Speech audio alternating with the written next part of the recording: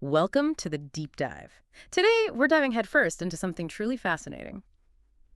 How do we really get our equine companions? Build that connection that goes way beyond just basic training. Yeah. So many of us, we hit these walls with behaviors that seem simple, but it feels like we're speaking totally different languages. Mm-hmm. So this deep dive is specifically for you, listener, based on the sources you shared. Our mission: to pull out the absolute key nuggets about horses, how they learn their instincts, those deep emotional responses, Right. all to help you build trust, nail those training goals, and finally figure out those, well, unwanted behaviors. And really, this whole journey, it kind of has to start at the foundation, doesn't it? Yeah, Understanding their natural world. exactly. What we found digging through your material, it just strongly suggests that getting how they see the world and how their brains actually work for learning. Yeah. That's the absolute key. Yeah. Without that piece, it really can feel like you're just fumbling around in the dark trying to read a map you can't see. Okay, let's unlock that map then. Starting with the horse's world. One of the biggest aha moments for me from your sources was just how profoundly horses are wired as prey animals. Oh, absolutely. I mean, most people know that, right? But what really struck me was how deep it goes, how it shapes like everything. Mm-hmm. Their vision, their hearing, even their social stuff. It's not just about running away. No, it's the master key. Yeah.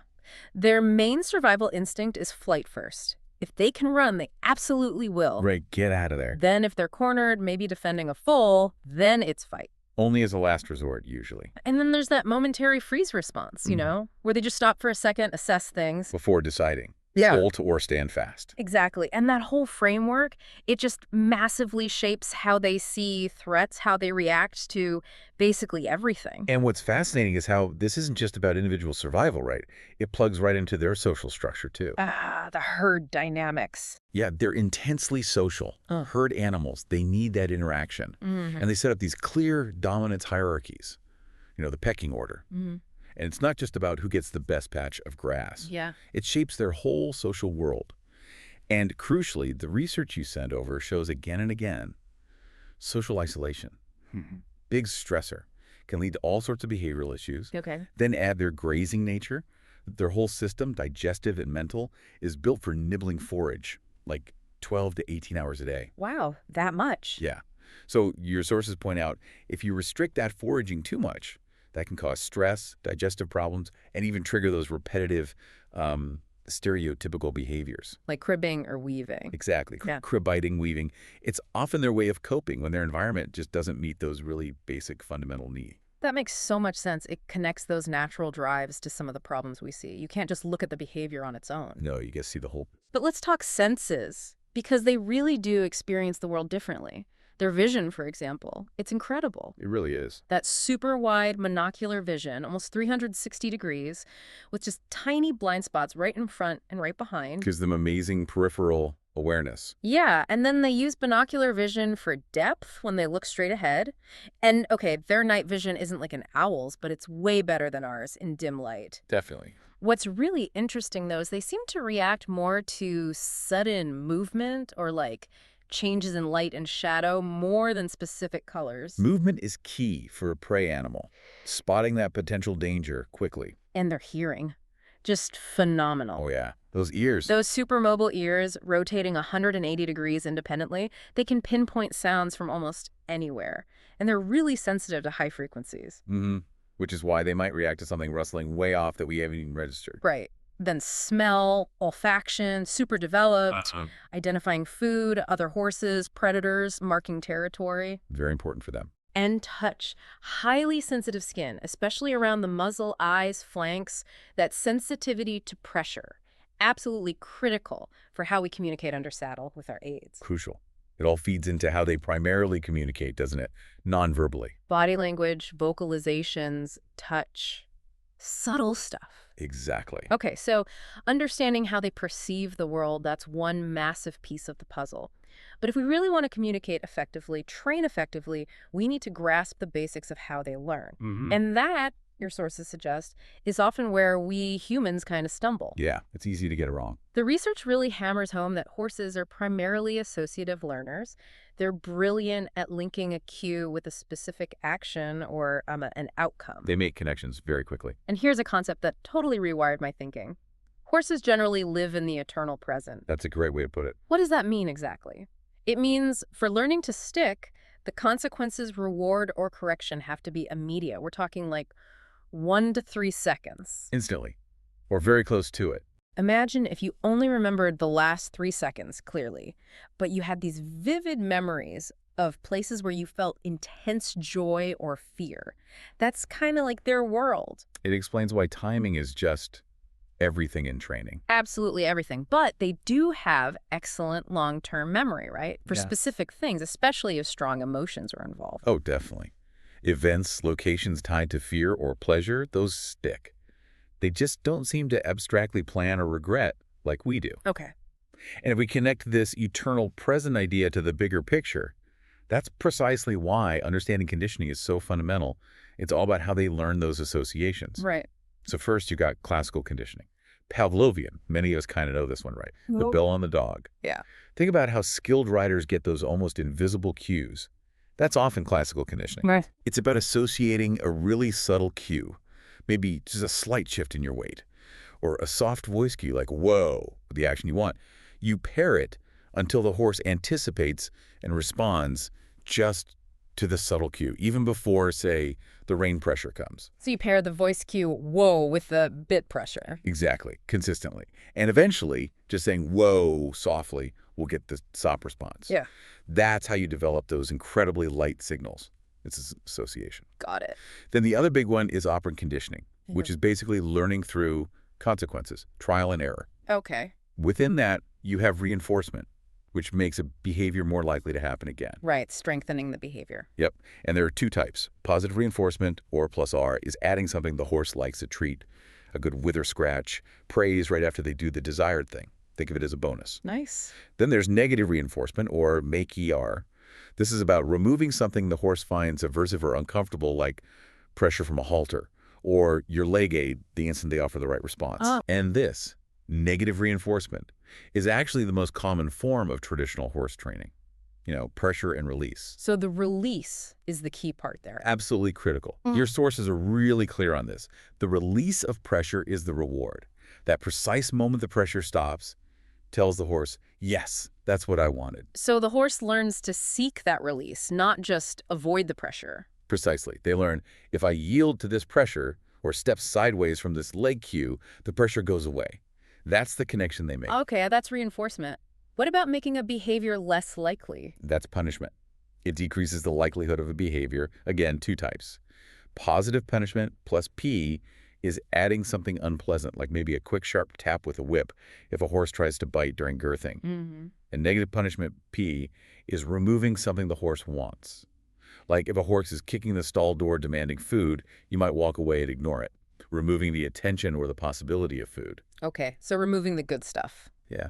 Your sources also just briefly mention non-associative learning. This isn't about linking two things. It's about how they respond to a single stimulus over time. Like getting used to something. Exactly.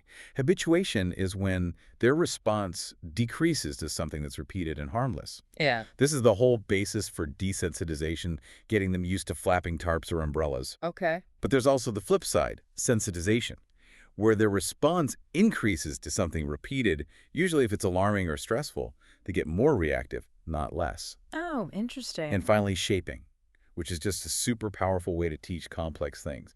You reinforce behaviors that get closer and closer to the final goal. Like teaching a kid to tie their shoes, you reward each little step along the way. That detailed breakdown, it really clarifies how these training methods actually pick, and maybe where things can go sideways if we're not careful or precise. Absolutely. Precision is key. So, pulling this all together, what does it mean for us day to day? Your sources seem to distill all this into some core principles, like a blueprint for training humanely and effectively. Yeah, some really solid takeaways. First up, obviously, safety first, for everyone involved, horse and human. Non-negotiable. Then, consistency. In the cues you use, the timing, what you expect. Horses thrive on that predictability. It makes their world make sense. Mm-hmm. Less confusion, less stress. Clarity, Yeah. making sure your aids are clear, breaking down tasks into small, doable steps. And that crucial point again, timing. That reinforcement or punishment has got to be immediate, 1 to 3 seconds. Otherwise, the horse just won't connect it. The window is tiny. You also need to figure out motivation. What really works for your specific horse? Is it the release, a certain treat, a scratch, just a moment to chill? Every horse is different. Fairness is huge too. Don't punish because they don't understand or because they're genuinely scared. And if punishment is used, it needs to be like dispassionate, immediate, never angry or retaliatory. Emotion has no place in effective correction. Beyond just the training session, your sources really stress ethology-based management. Basically, setting up their life to meet their natural needs, plenty of forage, friends, freedom to move, that's foundational. Sets them up for success in learning. Train when they're calm, minimum arousal. A calm horse learns best, a stressed horse just reacts. Right. And reward effort, even if it's not perfect, especially early on. Build that confidence. And finally, this is a big one, avoid anthropomorphism. Oh, yeah.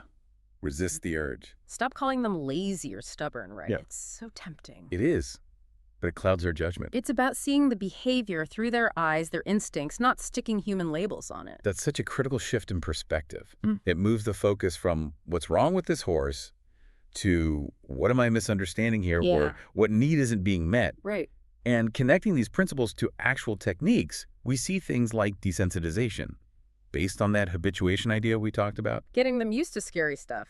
Yeah, gradually exposing them to something fearful, but at a really low intensity, so they learn it's harmless.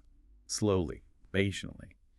It's vital, though, to distinguish systematic desensitization, which is that gradual, controlled approach, like introducing a scary object from far away and getting closer over days Okay. from flooding, which is prolonged, intense exposure, like tying a horse next to something terrifying until it gives up. Oh, that sounds stressful. It is highly stressful, generally avoided by modern trainers because it can backfire badly, create learned helplessness, even make phobias worse, and it can really damage trust. So systematic is about letting them choose to accept it, not forcing them into submission. Exactly. Empowering them, not overwhelming them. Then there's counterconditioning. This is where you actively change their emotional response. How does that work? You pair the scary thing with something really positive, like every time the scary clipper turns on, they get a high-value treat. So they start to associate the clipper noise with good things happening. Changing the association from fear to anticipation. Precisely. And, as we mentioned, pressure and release still a cornerstone of a lot of training. Remember, the release is the reward.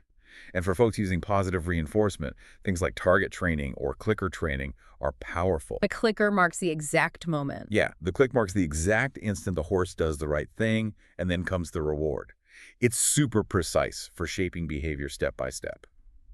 Your sources also mention things like lure and reward using a treat to guide them, and differential reinforcement rewarding the best attempts among several. Okay, now let's pivot. Problem behaviors. This is where so many people get stuck, and honestly, where this understanding can make the biggest difference. Absolutely. Your sources are crystal clear on this. The very first step, always, no exceptions. Rule out pain. Rule out pain or physical discomfort. It's not just a suggestion, it's like rule number 1.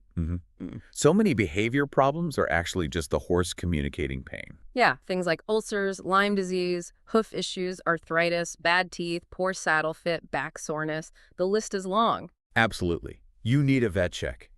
Thorough physical exam before you even think about it being purely behavioral. And it's not just acute pain, right? Your sources mention chronic stuff too. Yeah, exactly. Things like chronic back pain, maybe vision problems that have developed, even endocrine issues. They can all subtly or significantly impact temperament and how well a horse can learn or cope. Okay. And here's a tricky part. Sometimes, even after you fix the medical issue, the behavior might stick around. Because it became a habit. Yeah, basically. The horse learned that behavior worked, maybe to avoid pain initially, and it got reinforced. So you might still need a behavior modification plan even after the physical cause is gone. Okay, so pain's ruled out by the vet. What's next? You become a detective. Kind of. You evaluate the horse's whole life management environment. Are their basic needs being met? Stressors, Right, like not enough forage leading to cribbing. war being isolated, causing separation anxiety, Or not enough turnout leading to them being explosive under saddle. diet too. High sugar starch may be contributing to excitability. Definitely. Look at the whole picture. Then the crucial step. Analyze the function of the behavior. What's the horse getting out of it? Or what are they avoiding? What happens right before, what happens right after? Exactly. That example of the horse kicking the stall door and the owner immediately feeds them to make them stop. The horse learns. Kicking food. The behavior works. Precisely. It serves a purpose for the horse, even if it drives the owner crazy. Understanding the function is key to changing it. Okay, so you've ruled out pain, you've analyzed the environment and the function. Now what? How do you build the plan? Well, the plan follows from that analysis. Step one is usually remove the cause, if possible. Address the pain, fix the diet, provide a buddy, more turnout. Makes sense. Then prevent rehearsal. Make it hard or impossible for the horse to keep practicing the unwanted behavior. Maybe that's an anti-cribbing collar or managing the environment so the trigger isn't there. But remember, that often just manages the symptom. Right, not the underlying reason. Exactly. So the next step is vital. Reinforce desired alternatives. Teach the horse what you want them to do instead and make that more rewarding than the old behavior. So if the horse pins its ears when you approach the stall, you might reward it for putting its ears forward. Yes, or for standing quietly. Teach an incompatible behavior. Make the right thing easy and rewarding. What about punishment in these plans? Extreme caution. That's the advice. If used at all, it has to be immediate, consistent, appropriate intensity, never abusive, never fear-inducing, and absolutely never out of anger. Negative punishment, removing something good, is generally seen as safer, often more effective than positive punishment, adding something bad. Because adding something bad can create fear. Exactly. Yep. Aversive stimuli always risk inducing fear or aggression. And punishment is almost always the wrong tool if fear is already part of the problem behavior. For phobias. Systematic desensitization and counter-conditioning. Those are your go-to, humane, effective tools.